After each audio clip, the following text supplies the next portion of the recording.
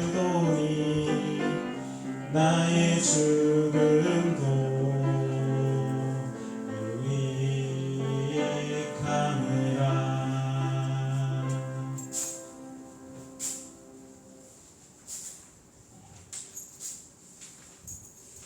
네, 16장 주를 위해 바칩니다. 정리하시겠습니다. 새로운 하나님의 노래 16장입니다.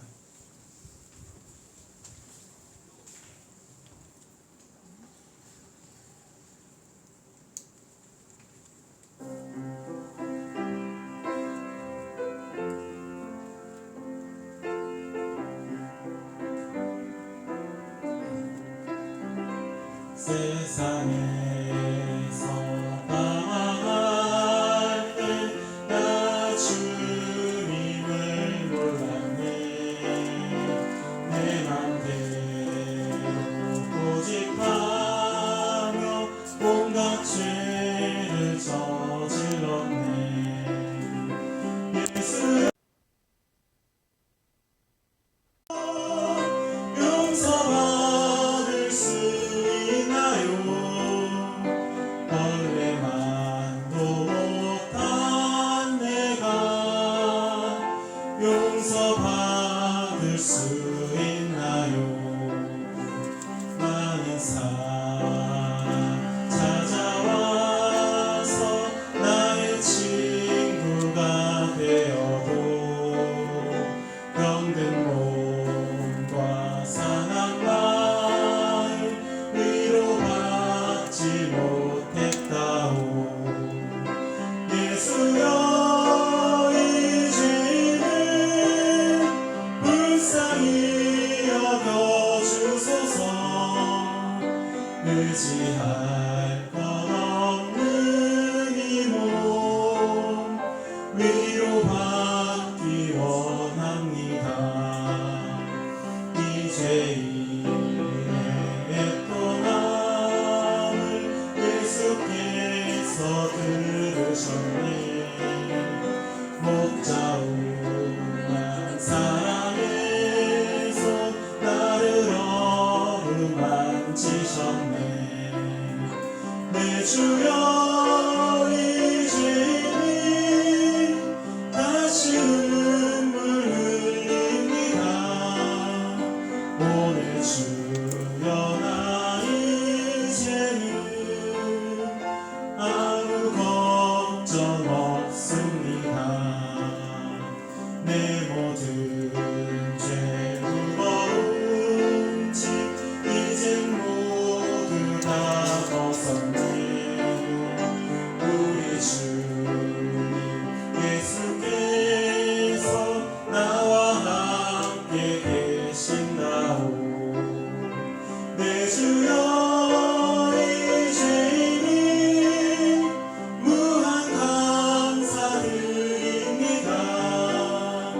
나의 몸과 영혼까지 주를 위해 바칩니다. 네, 20장 하나님의 음성을 준비하시겠습니다. 20장입니다.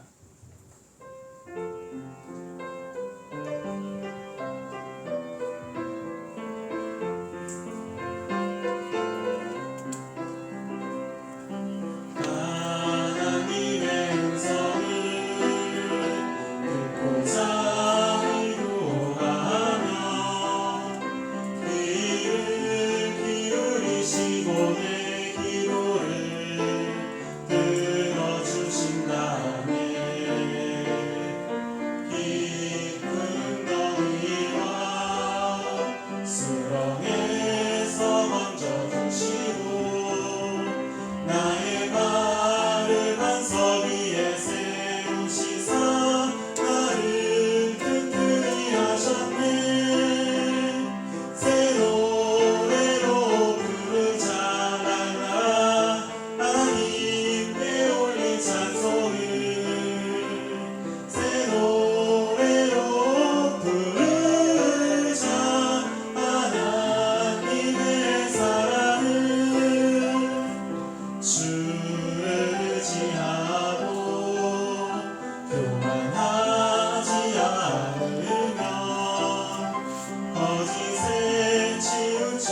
아니하면 복 있으리라. 여호와 나의 주는 크신 권능의 주라. 그의 크신 권능으로 우리들을 사랑하여 주시네. 새 노래로 부르자. 하나님께 올린 찬송을 새 노래로 부르자. 하나님의 사랑을.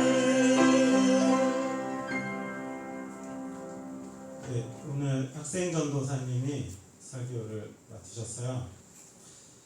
네, 처음인가요? 새로운 학교에서 설교? 제가 학생 전도사 시절에 첫 설교한 기억이 새록새록 떠오르는데, 저는 긴장하면 이제 입이 바싹바싹 말라요.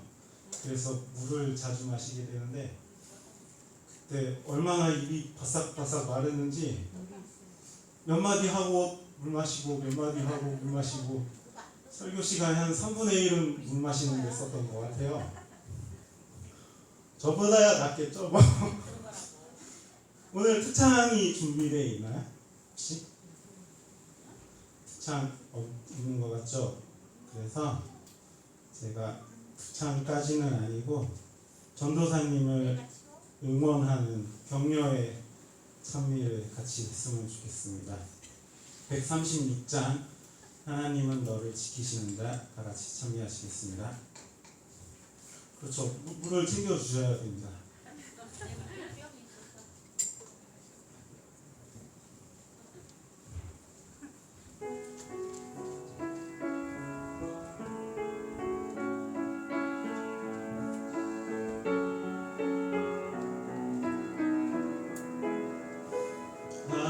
하나님은 너를 지키시는 자, 너의 우편에 그늘 대시니 낮에 해와 밤에 달도 너를 해치 못하리. 하나님은 너를 지키시는 자, 너의 환난을 명쾌하시니 그가 너를 지키시리라. 너의 출입을 지키시리라. 눈을 들어 산을 보아. 너의 도움 어디서 오나. 천지 지으신 너를 만드신 여호와께로다. 네, 최미선 집사님께서 기도해 주시겠습니다.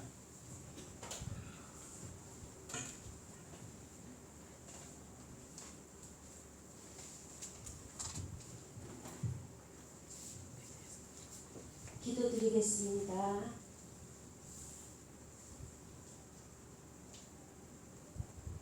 하늘에 계신 아버지 하나님은 사랑하는 성도님들이 내가 있어야 할 성전, 내가 있어야 할 말씀의 자리에 모였습니다. 아멘. 주 예수여 속히 오시옵소서. 이 말씀처럼 사모하고 기다리고 계시는 새로운 교회 성도님들, 오늘 주실 말씀으로 주님 오시는 날까지 부족함 없는 삶으로 인도하여 주시옵소서. 예수님 이름으로 기도했습니다. 아멘. 네, 기도 감사합니다. 전도 학생 전도사님 설교 말씀 읽겠습니다. 설교자를 기쁘게 하는 거는 딴 거 하나도 없어요. 그죠? 아멘 크게 하시는 거, 그리고 설교자를 틀어지게 쳐다보는 거, 그리고 뭐 적는 거, 깨닫는 거. 전 적을 거 없으면 낙서라도 하세요. 그러면 설교자는 낙서지도 몰라요. 위로 받습니다. 네, 전도사님께서 말씀 주시겠습니다.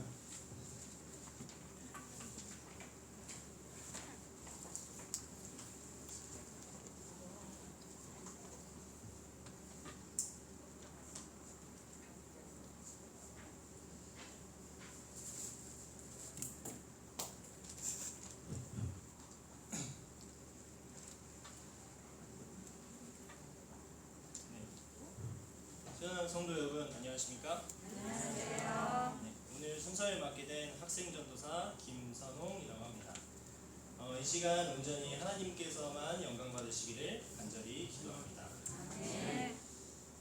제가 이 새로남교회에 이제 처음 왔던 것이 이제 2005년 당시 제가 이제 초등학교 2학년이었던 시절이었습니다. 그때는 이제 지금 앞에 앉아 있는 우리 영원이보다도 4살이나 어렸을 때였는데 저 교회 뒤에서 이렇게 뛰어다니던 아이가 이렇게 세월이 지나서 앞에서 이렇게 순서를 쓰고 있는 것이 그때의 모습을 아시는 집사님들께서는 참 놀랍고 또한 이 세월의 흐름을 느끼고 계실지도 모르겠습니다. 저는 이제 중학교 때까지는 이제 새로남교회에 있다가 고등학교부터 이제 학교교회를 나오고 이제 대학을 신학과로 진학하고 이제 군대를 다녀오면서 한동안 이제 새로남을 좀 오래 나오지 못했었는데 이번 연도부터 이제 학생 전도사로서 이제 오랜만에 이렇게 고향 교회에 나올 수 있게 되었습니다. 오랜만에 고향 교회에 들어왔을 때 생각나는 성경절이 하나 있었습니다. 또 가라사대 내가 진실로 너에게 이르노니 선지자가 고향에서 환영을 받는 자가 없느니라. 그러나 성경절과는 달리 모든 성도님들께서 오랜만에 온 저를 너무 반겨해 주시고 또한 그런 걱정들이 사라지고 또한 교회 사역에 집중할 수 있게 되었던 것 같습니다. 오늘 이 시간에 제 옛날 모습이 생각나시는 분들은 저보다 하나님의 말씀에 초점을 맞추셔서 하나님께 영광 받으시는 우리 새로남교회 성도 여러분 되시길 기도하겠습니다. 오늘은 내가 있어야 할 자리라는 제목을 가지고 여러분들과 함께 하나님의 사랑을 나눠보고자 합니다. 하나님의 말씀 사무엘하 6장 17절, 21절, 22절의 말씀입니다. 제가 읽도록 하겠습니다. 여호와의 궤를 메고 들어가서 다윗이 그것을 위하여 친 장막 가운데 그 준비한 자리에 그것을 두매 다윗이 번제와 화목제를 여호와 앞에 드립니다. 21절입니다. 다윗이 미갈에게 이르되 이는 여호와 앞에서 한 것이니라. 그가 내 아버지와 그의 온 집을 버리시고 나를 택하사 나를 여호와의 백성 이스라엘의 주권자로 삼으셨으니 내가 여호와 앞에서 뛰놀리라. 내가 이보다 더 낮아져서 스스로 천하게 보일지라도 내가 말한 바 계집종에게는 내가 높임을 받으리라 한지라. 여기에 계신 모든 성도님들께서는 각자 소중히 여기시는 물건들이 있으실 겁니다. 우리 영원이는 혹시 소중히 여기는 물건이 있나요? 없나요? 네, 이제 말을 못하지만 아마 있을 것입니다. 가장 최근에 있어서 저에게 가장 소중했던 물건은 바로 다리 보호대였습니다. 저는 작년 말쯤에 이제 신학과 축구 경기 도중에 이제 큰 다리 부상을 입고 한동안 이제 보호대를 착용하고 다녔습니다. 부상을 당한 후에 기숙사로 돌아온 저는 이 보호대를 이제 잠시 빼고 이것은 나의 다리다라고 스스로 최면을 걸면서 이것을 절대로 잃어버리지 않겠노라라고 다짐하고 또 다짐하였습니다. 자신의 소중한 물건을 잃어버리지 않기 위해서는 어떻게 해야 할까요? 네, 바로 놓았던 그 자리에 계속 놔두면 누가 가져가지 않는 한 절대 잊어버리지 않습니다. 그래야 저는 저희 방에 있는 제 책상 밑에 한 공간에 그 다리 보호대를 항상 그곳에 놓아두었습니다. 그러던 어느 날 제가 한번 재활 운동을 목적으로 보호대를 잠시 빼놓았다가 원래 자리에 놓지 않고 그 운동하던 자리에 그냥 놔두고 그냥 온 것입니다. 다음날 저는 제 다리나 다름없는 이 보호대를 잃어버렸으니 정말 내 다리를 잃었구나 라는 심정으로 하루 종일 걱정을 하고 다녔습니다. 그때 같이 방에 살았던 친구가 뒤에서 꿀밤을 한 대 때리며 이거 찾는 거지? 라고 물어보았습니다. 다행히 보호대는 그 친구의 손에 있었고 보호대를 무사히 찾은 것을 하나님께 감사드렸고 지금 이 순간에도 잘 차고 있습니다. 정말 물건을 원래의 자리에 두는 것이 얼마나 중요한 것임을 깨닫는 시간이었습니다.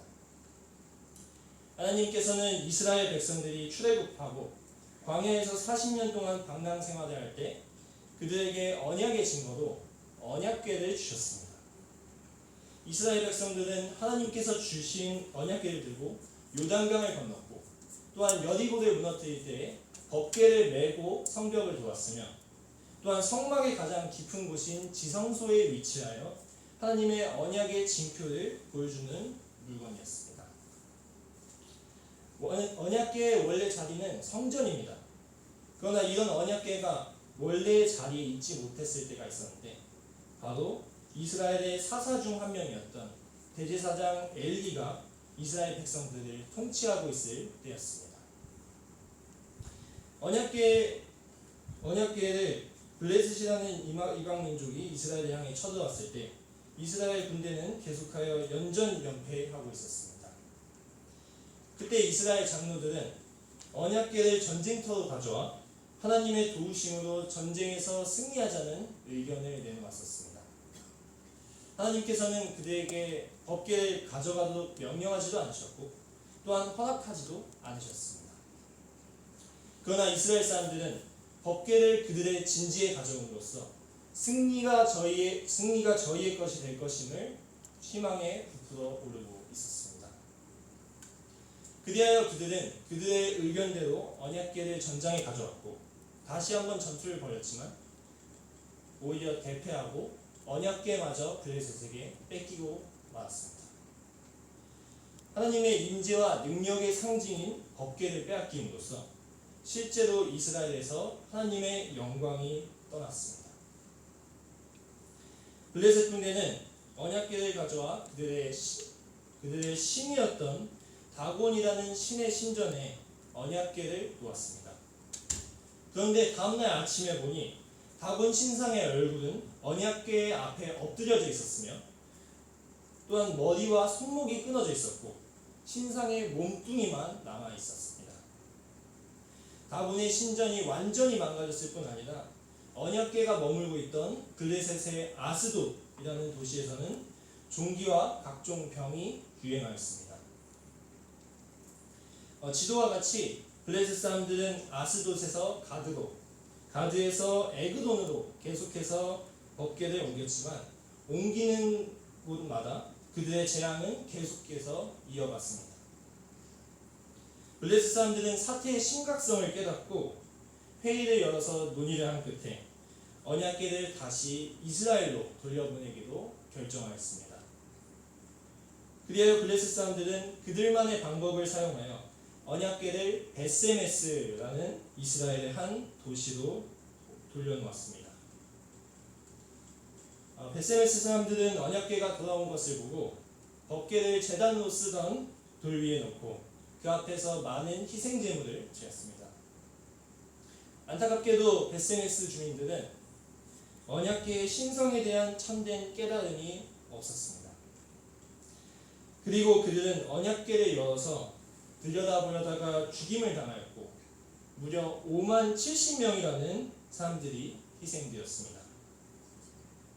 베세메스 사람들은 하나님과 언약궤를 두려워하게 되었고 그리하여 언약궤는 이스라엘의 또 다른 도시인 기쟇 여아림이라는 도시로 옮겨지게 되었습니다. 언약궤는 기쟇 여아림의 아미나답의 집에 옮겨졌고 그곳에서 20년이라는 시간 동안 본래의 자리인 성전이 아닌 다른 곳에 놓여져 있었습니다. 다시 본문 말씀으로 돌아가서 다윗은 하나님의 이름으로 불리는 언약궤를 자신의 성에 놓기를 원했습니다. 그리하여 오랫동안 기쟇 여아림에 있었던 언약궤는 20년 만에 다시 원래의 자리로 돌아오게 되었습니다. 다윗은 기쁜 마음으로 여호와의 궤를 준비한 자리에 놓고 그 자리에서 하나님께 화목제와 번제를 드렸습니다. 기쟇 여아림이라는 변방에 계속 놓여져 있으면서 20년 동안이나 자기의 자리를 계속해서 찾지 못했던 언약궤는 다윗의 하나님의 사랑하는 마음으로 인해 제 자리를 찾고 다시 돌아오게 되었습니다. 이런 언약궤를 볼 때 우리의 마음은 어떻습니까? 우리 마음이 원래 돌아와야 할 원래 있었던 자리는 어디입니까? 원래 자리에 있지 않았다가 다윗의 기쁜 마음과 하나님을 사랑하는 마음으로 돌아온 언약궤처럼 우리 마음의 원래 자리였던 예수 그리스도의 십자가 옆으로 돌아오는 그리스도인들이 되어야 하지 않겠습니까? 블레셋이라는 세상 민족에게 빼앗겼던 하나님께서 내려주신 언약궤를 다윗이 기쁜 마음으로 원래의 자리에 돌려놓았던 것처럼 세상을 더 좋아하여 원래 자리에서 떠나 사단에게 빼앗겼던 우리의 마음 역시 우리를 죽기까지 사랑하신 예수님의 십자가의 옆자리로 돌려놓기를 간절히 소망합니다. 다윗은 이 법궤를 옮기는 일에 이스라엘의 지도자 무려 3만 명을 모집했습니다. 이렇게 많은 사람들을 모집한 이유는 다윗이 법궤를 운반하는 일을 매우 기쁘고 또한 당당하게 보이도록 하기 위함이었다고 구조화 선지자 331페이지에 말하고 있습니다. 다윗은 이 법궤를 옮기는 일이 너무나도 기쁜 나머지 언약궤를 지나가는 과정 속에서 에봇을 입고 여호와 앞에서 힘을 다하여 춤을 추었다고 기록되어 있습니다. 이때 다윗의 부인이었던 미갈이 다윗이 뛰놀며 춤추는 것을 보고 굉장히 다윗을 업신여기기 시작합니다. 본문의 말씀대로 다윗은 언약궤를 준비한 자리에 두고 여호와를 위해 번제와 화목제를 드린 후 하나님의 이름으로 백성들을 축복하였습니다.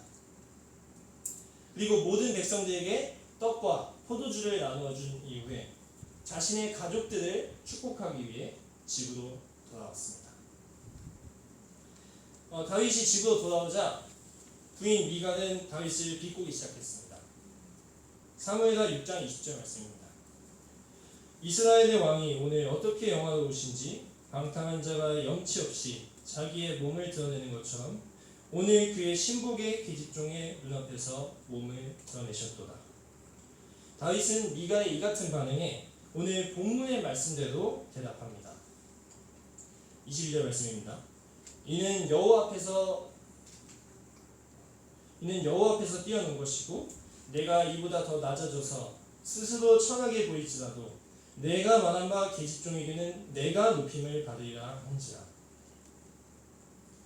다윗은 미갈의 이런 비판이 단순히 다윗만을 부끄러워하여 비판한 것이 아닌 하나님의 예배를 멸시한 것으로 느꼈다고 합니다. 다윗의 견책에는 여호와의 견책이 포함되어 있었는데 그리하여 미갈은 자신의 교만과 자신의 자만심으로 인해 죽는 날까지 자식을 낳지 못하게 됩니다. 다윗의 생애를 살펴보면 그가 있었던 자리와 또한 그가 있었던 상황들은 서로 많은 차이가 있었습니다. 그는 양치기였고 또한 군인이었으며 연주자이자 시인이었고 때로는 사울에게 쫓기는 도망자였으며 또한 한 나라를 통치하는 왕이기도 했습니다. 그의 세상적인 자리와 그의 세상적인 상황은 계속해서 바뀌었습니다. 사람은 자신의 세상적인 자리에 따라 그의 마음의 자리가 변하기 마련입니다. 자신의 사회적 지위가 올라가고 세상적 자리가 높아지면 그의 마음 역시 본래에 있었던 자리에서 떠나게 됩니다. 그러나 다윗은 달랐습니다. 그가 어렸을 적 양치기였을 때에도 골리앗을 쓰러뜨렸을 때에도 사울로부터 미움받아 도망다녔을 때에도 하물며 한 나라의 왕으로 군림하였을 때에도 다윗은 왕이 되었다고 해서 하나님 앞에서 왕의 채통을 지키거나 권위를 따지지 않았습니다. 그의 세상적인 자리는 양치기에서 군인에서 도망자에서 왕으로 계속해서 상황에 따라 옮겨졌지만 그의 영적인 자리는 오직 예수님의 옆자리에 놓여져 있었던 것입니다. 다윗을 보며 우리의 누군가를 연상하게 되지 않겠습니까? 맞습니다. 바로 우리를 너무나도 사랑하시는 예수님의 모습입니다. 모든 만물을 창조하신 우리의 창조주이시자 또한 하늘의 왕이신 그분께서는 우리의 죄를 위해 십자가에 달려 돌아가셨고 이 땅에 오셨을 때 자신이 하늘의 왕이므로 자신을 드러내시거나 자신의 권력을 이용하여 무언가 행동을 하지 않으셨습니다. 그분께서는 오직 아버지 하나님과 동행하심으로 사람들을 치유하시고 또한 말씀을 전파하셨습니다. 그분의 자리와 역할은 바뀌었지만 그분의 영적인 자리는 항상 아버지 하나님의 옆자리에 계셨습니다.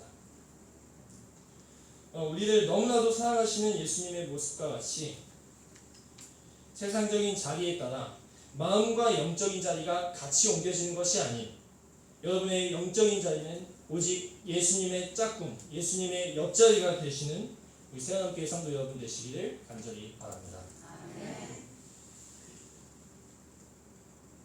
어떤 사람이 죽을 때 이제 유언으로 내가 죽거든 와이파이가 잘 터지는 곳에 묻어달라고 했다고 합니다.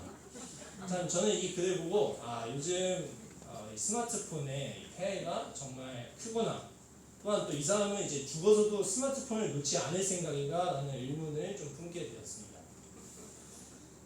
이런 농담에서도 알 수 있듯이 정보화 사회를 살아가는 이 지금의 세대는 와이파이라는 것이 정말 우리에게 중요한 자원이자 또 우리의 삶의 일부분이기도 합니다. 이렇게 모두에게 사랑받는 와이파이의 명칭은 Wireless Fidelity라는 단어를 줄여 만들어졌습니다. 앞글자 Wireless는 선이 없다는 의미이고 뒷글자 Fidelity는 충성을 의미합니다. 와이파이가 이제 전자이기 때문에 이제 피들리티를 전자 용어로 해석을 하시면 충실도라는 해석이 나오게 됩니다. 연결된 선이 없더라도 유선랜을 연결했을 때처럼 신호를 재생하는 것이 바로 와이파이인 것입니다.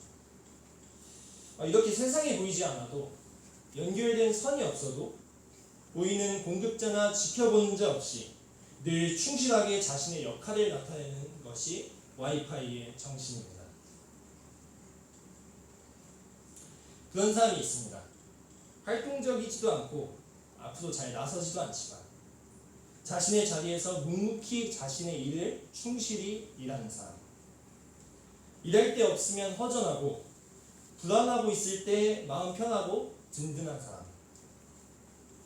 어찌 보면 와이파이의 정신처럼 흔들리지 않고 자신의 그 자리를 지키고 있는 그런 충실한 사람인 것입니다. 저희 모두의 옆에 이런 사람들이 한 명씩 있다면 또 좋을 것 같습니다. 하지만 내가 이런 사람을 다른 사람들에게 대해준다면 아마도 더 많은 행복을 느낄 것 같습니다. 우리의 삶 속에서 보이지 않는 자리에 있지만 항상 충실하게 제 역할을 다하고 있는 와이파이와 같이 누군가에게 보이지 않는 자리에서 충실한 삶으로 살아가는 삶을 사시는 우리 새하나님교회 성도 여러분 되시길 간절히 바랍니다. 이제 제가 경험했던 한 이야기를 드리고 말씀을 줄이려고 합니다. 저는 이제 신학과 1학년이었던 2016년을 마치고 2017년 초에 군대를 갈 결심을 하고 어느 곳으로 가서 이제 군복무를 할지 고민을 하다가 그때 당시 무슨 마음이 들었는지 아니면 이제 제가 하나님을 잠시 잊어버렸었는지 해병대를 지원하게 되었습니다. 지원한 후 부모님께 말씀드렸습니다. 부모님의 반응은 천지차이셨습니다. 아버지께서는 그래 우리 아들이 해병이 되는 게 아주 자랑스럽다 라고 자랑스러워하시며 아주 좋아하셨던 반면에 저희 어머니께서는 아이고 이 녀석아 네가 제정신이야 라고 말씀하시며 오열하셨습니다. 저는 이제 합격이 된 건 아니고 이제 아직 지원만 한 것이니까 기도하며 결과를 하나님께 맡겨보자며 어머니를 달래드렸습니다. 저는 당시에는 이제 62kg밖에 안 나가는 이제 멸치와 같은 사람이었기 때문에 해병대에 지원을 했지만 당연히 안 될 것으로 생각했습니다. 저는 속으로 그래 나 같은 약고를 해병대에서 뽑을 리가 있나 그냥 이렇게 떨어지는 거 보다가 다른 곳으로 지원해야겠다 생각하고 그냥 마음을 푹 놓고 있었습니다. 그런데 이게 어찌된 일입니까? 얼마 뒤에 저에게 축하한다는 문자가 와서 문자를 열어봤더니 메뉴에 해병대 합격이라고 적혀 있었고 그 뒤에는 귀하는 자랑스러운 해병대의 일원이 되었습니다 라고 적혀 있었습니다. 이게 축하할 일인가 라고 생각하며 저는 굉장히 걱정하고 있었어요. 합격했다는 소식은 부모님의 귀에도 들어가고 역시나 아버지께서는 굉장히 좋아하고 자랑스러워하셨던 반면 어머니는 또다시 오해를 하셨습니다. 그러나 이미 합격을 해버린 이 현실을 받아들이시고 어머니도 결국 허락하셨습니다. 그로부터 3주 정도가 지나고 저는 가족들과 함께 포항으로 내려가서 마지막 눈물의 작별 인사를 하고 입대를 하게 되었습니다. 초등학교부터 고등학교까지 한 번도 이 상륙학교의 울타리를 벗어나보지 못한 저는 같이 이제 군대에 입대한 동기들을 보면서 굉장한 충격을 받았습니다. 제가 그것을 보면서 가장 크게 느낀 것은 사단이 이미 바깥 세상을 온 자신의 세상으로 물들고 이제 이 하나님께서 마지막으로 주신 상륙의 울타리로도 들어오고 계시구나 라는 걸 느꼈습니다.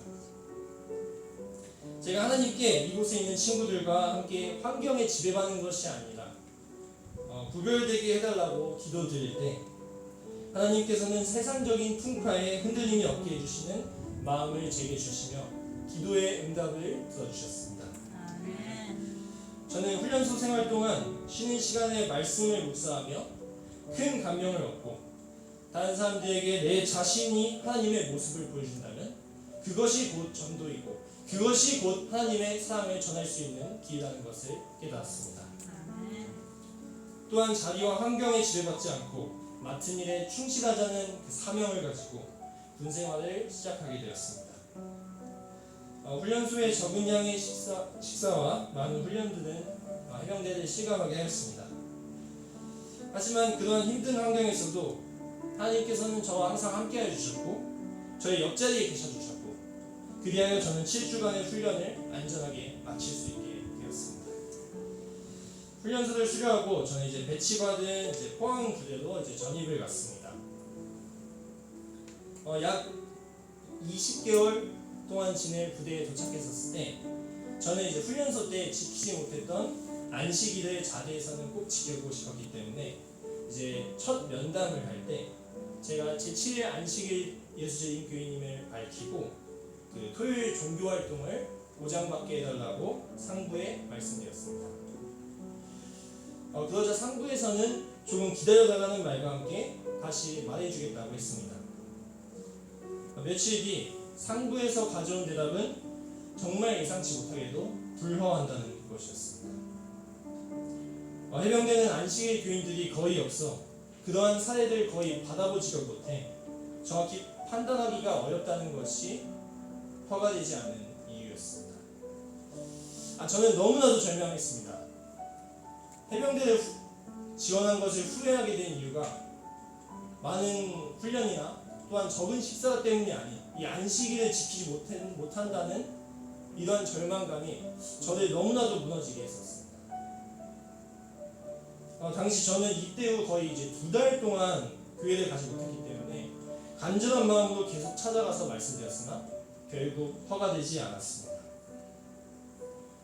그 일이 있던 그날 저녁에 저는 이제 군대 이제 생활반에 있는 전화기를 들고 몰래 화장실 변기 칸으로 혼자 들어가서 부모님께 전화드리고 상황을 말씀드렸습니다.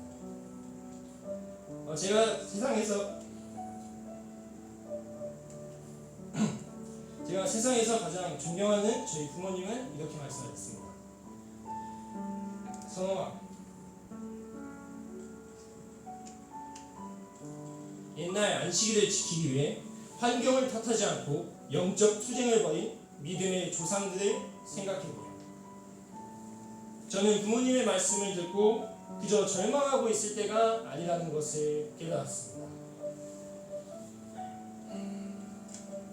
그때 저는 눈물을 흘리며 어머니, 아버지, 제가 꼭 안식일을 목숨과 같이 지킬게요. 무슨 문제가 생기더라도 어떠한 환경 속에서도 예수님의 옆자리에서 믿음의 조상들을 떠올리며 투쟁하겠습니다. 라고 말씀드렸습니다. 다음날 저는 기도를 간절히 하고 부대의 총책임자인 연대장을 찾아갔습니다.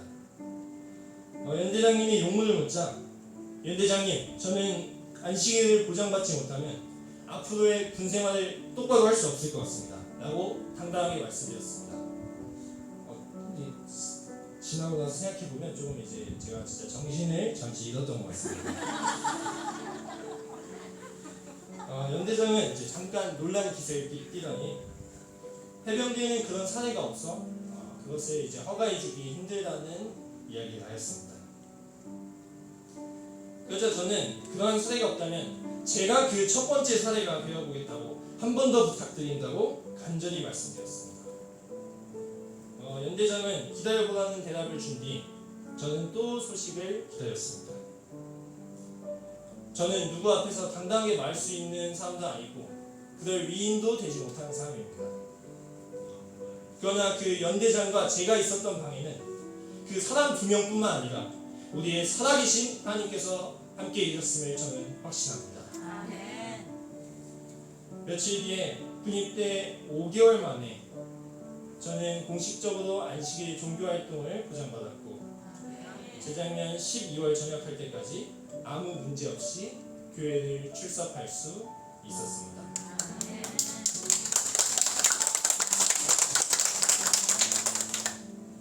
사람들 앞에서 말도 잘 못하고 부족한 사람에 불과했던 제가 그 세상 지위 높았던 사람에게 말을 할 수 있었던 것은 주님께서 제 옆자리에 계셨기 때문입니다. 제 세상적인 자리는 사회에서 군대라는 장소로 옮겨졌지만 저의 영적인 자리가 변함없이 주님의 옆자리에 있었기에 그 시험을 이겨낼 수 있었고 주님께서 저에게 안식일을 허락하여 주셨습니다. 세상에는 많은 자리들이 있습니다.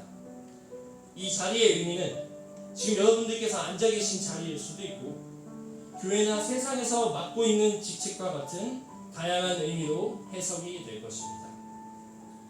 이러한 우리의 세상적인 자리는 우리의 직책 또는 우리의 상황에 따라서 끊임없이 변경됩니다.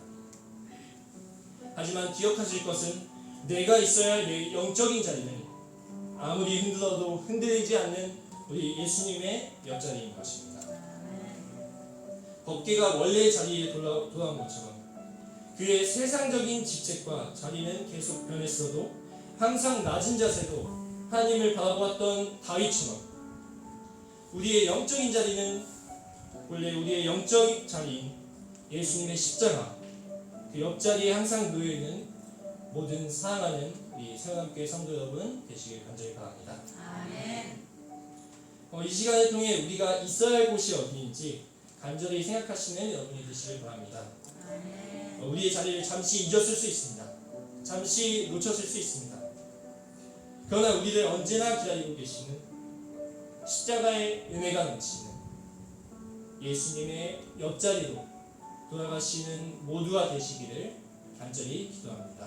아멘. 제가 기도하고 마무리하도록 하겠습니다. 하늘에 계신 하나님 아버지, 연약한 제게 하나님의 말씀을 전할 수 있는 기회를 주심에 감사드립니다. 아멘. 언제나 저희와 함께하여 주시고 저희가 지금 있는 자리가 주님의 옆자리가 아니라면 주님의 옆자리로 돌아갈 수 있도록 도와주시옵소서. 아멘. 그리하여 주님의 옆자리에서 우리가 언제나 하나님과 함께 교제하며 세상의 시험들을 이겨낼 수 있도록 도와주시옵소서. 아멘. 오늘 하루 마칠 때까지 안전하게 보호해 주실 것을 믿고 감사드리며 모든 말씀 예수님의 이름으로 간절히 기도합니다. 아멘.